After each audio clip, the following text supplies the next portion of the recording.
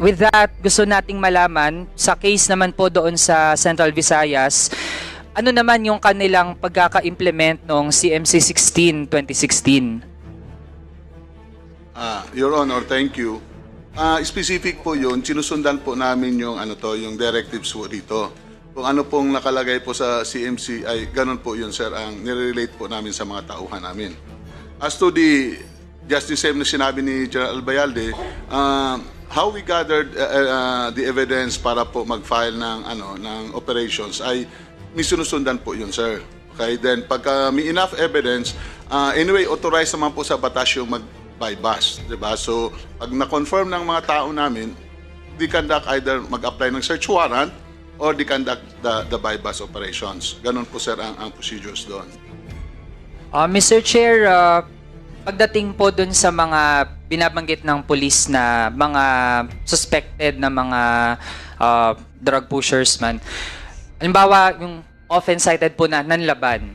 Sa ganun pong mga instances na merong nanlaban, no, pwede po bang maipaliwanag sa ganung mga instances, ano po ang ginagawa ng police? Pagka meron pong casualty, actually, ang nanlaban na term is used by the media, Your Honor, but pag meron pong casualties during the police operations, ay meron po kaming built-in procedures doon. Immediately po ay ang IAS namin ay nagkakandak po ng Internal Affairs Service namin, immediately conduct their motu proprio investigations doon. Kami rin po ay inimbestigahan yung mga tao namin at inaalam kung ano nangyari at yung mga direct commanders nila were directed to submit the report on what happens or what is the actual incident nangyari po sa operations na yun po, sir. At if the evidence warrants for the filing of the case against our people, it's our Internal Affairs Service office that handles for that, sir.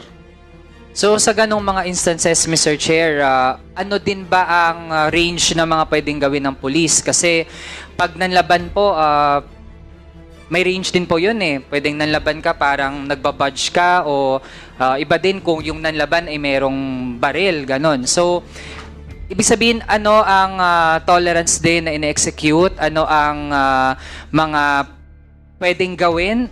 At ano yung hindi pwedeng gawin nung police sa ganong mga instances? Ang guidance po namin, sir, just like sinabi ni General Albayalde na we observe the human rights, is kung may imminent threat po sa life ng mga enforcers po, if there's an imminent threat at alam nila na may delikado rin po ang buhay nila while conducting the operations, then it is on their discretion to defend themselves against overpowering opponent po, sir. So yung procedures po ba na yun ay meron pong reference, Mr. Chair, nakasulat po ba yun o ano din? Kani-kanyang diskarte din? I think, sir, mukhang meron naman ata yan, sir, kasi yun po yung nire-relay po namin sa mga tao, sir. So ano po yung reference na iyon? Can our former PNP chief cite that, Mr. Chair? Actually, sir, maski hindi naman naka-specify yan dito sa directive, sir, we undergo series of seminars, both sa human rights, operations, and intel po, na in-emphasize po yan doon. So, hindi po talaga specific na isang directive catch-all lahat dito sa Oplan double barrel po lahat yan, sir. Kasi, kumbaga, sir, yung mga yon ay already supposed to be alam na po ng mga pulis namin, sir.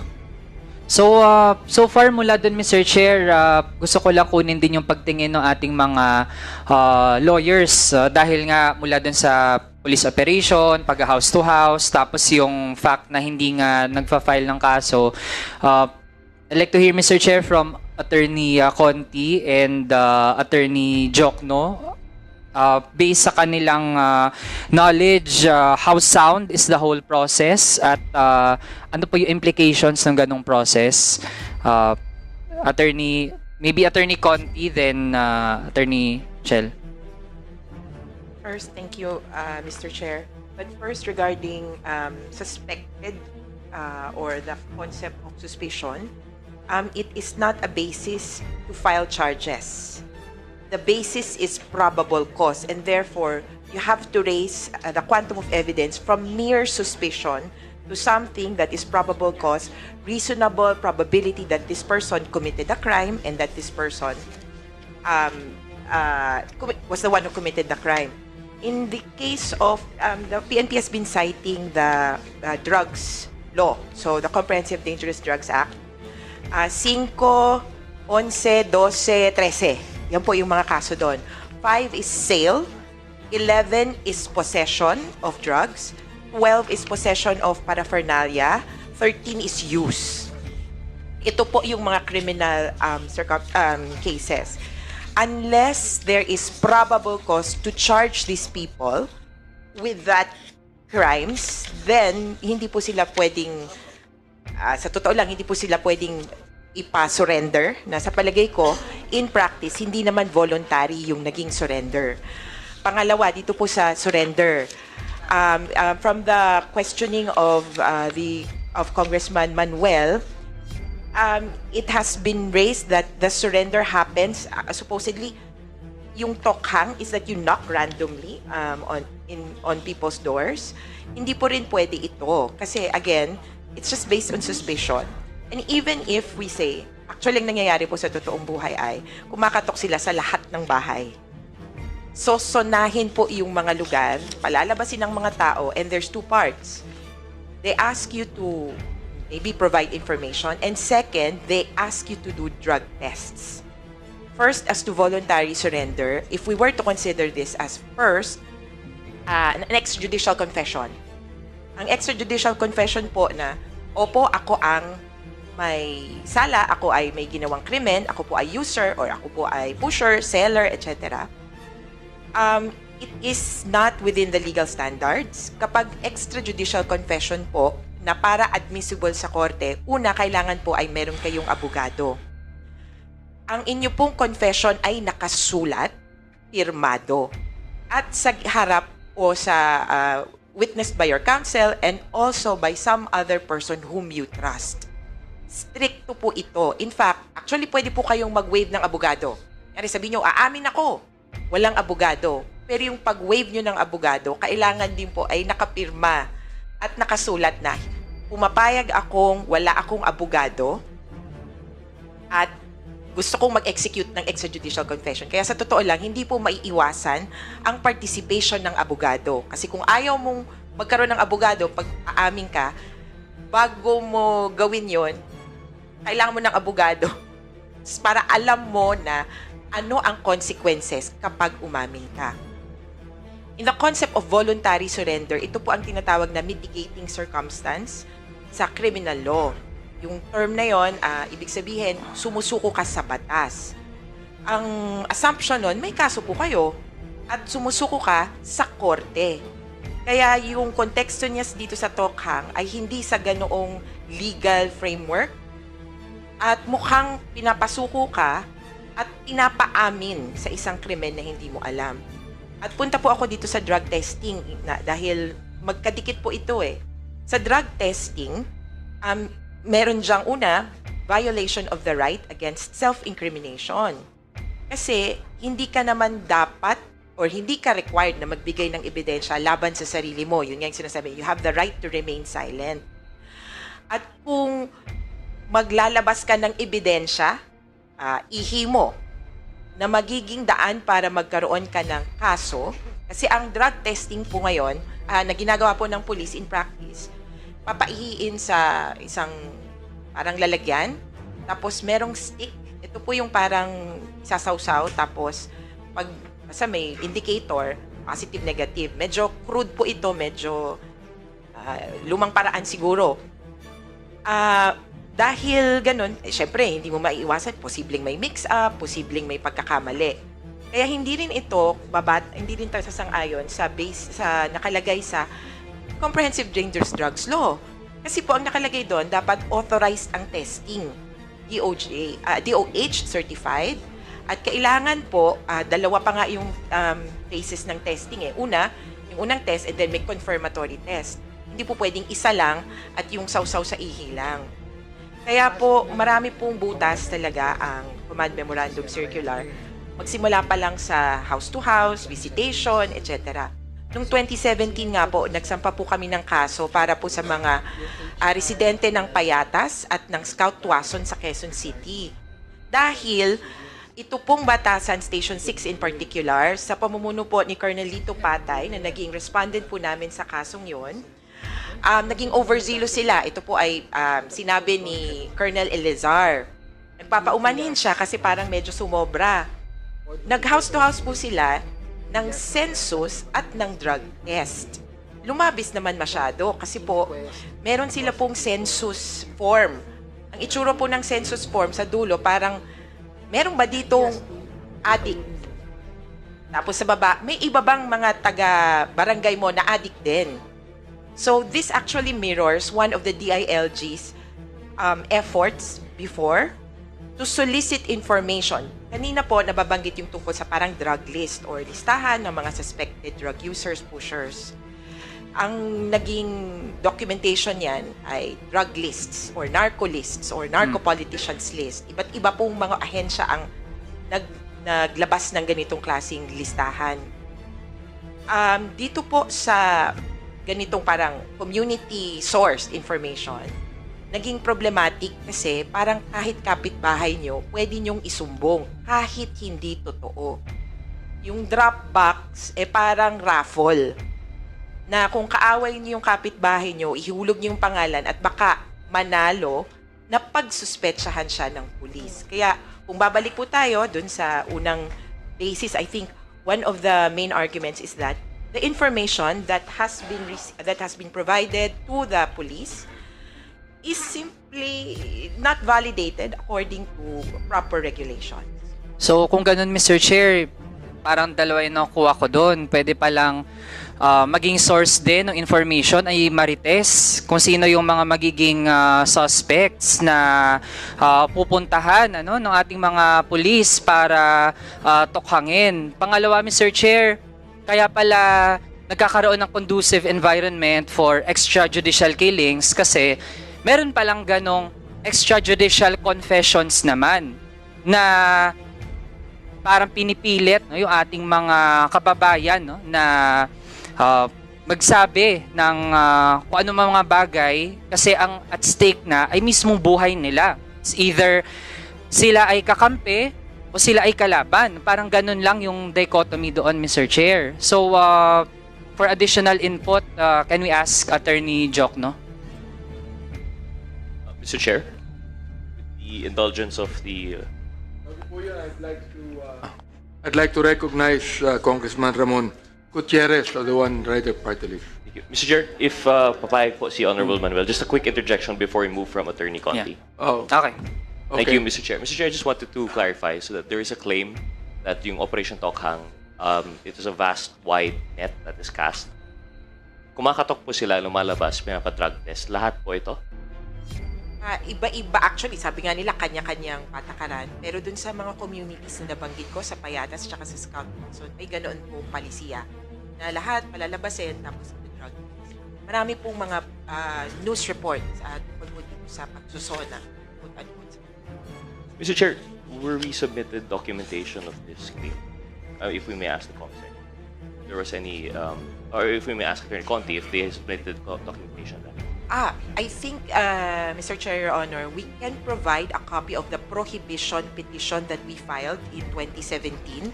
It contains the statements of the witnesses para po may level of certainty in the proof, hindi lang police reports. We will... Yes, Your Honor.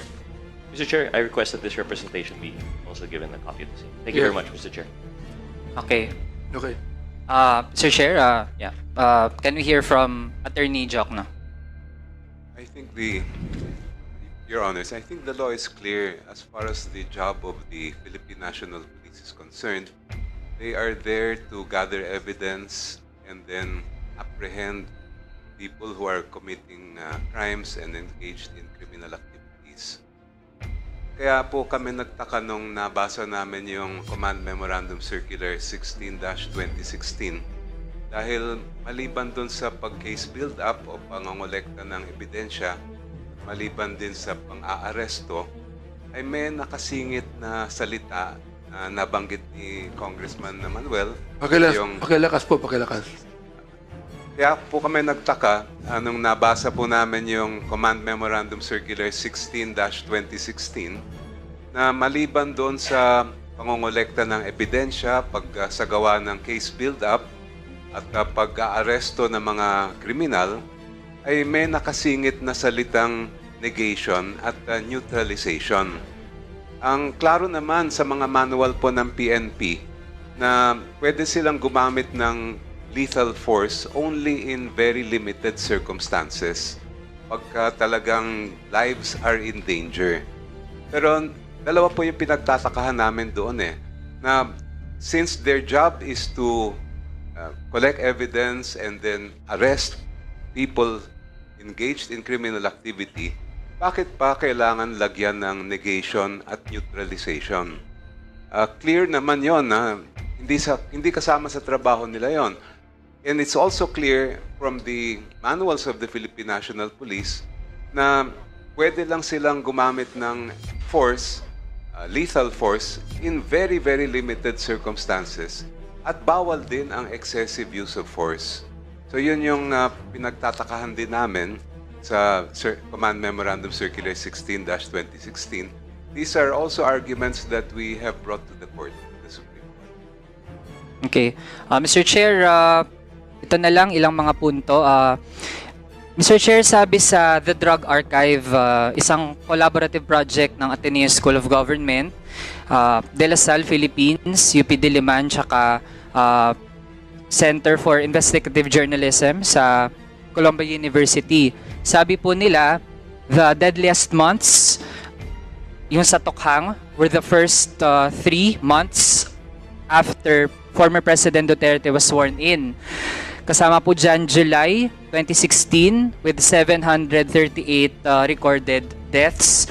August 2016 with 633 deaths. Tsaka September 2016, 690 deaths. Nasa ilalim po ba ito ng term ng ating mga former PNP chief? Your Honor, hindi pa po ako designated doon sa 2016. Hindi pa po ako general doon. How about po kay former PNP chief Albayalde? It was former Chief Senator Bato, who is the Chief PNP then, Mr. Chairman. Mr. Chair, was it either of our former PNP chiefs present na nag-issue din itong ating pinag-usapan na Command Memorandum Circular 16, Series of 2016? Pardon, Mr. Chairman. Kayo po ba, Mr. Chair, yung pumirma nitong Command Memorandum Circular 16, Series of 2016, na basis ng Oplan Tokhang at yung double barrel?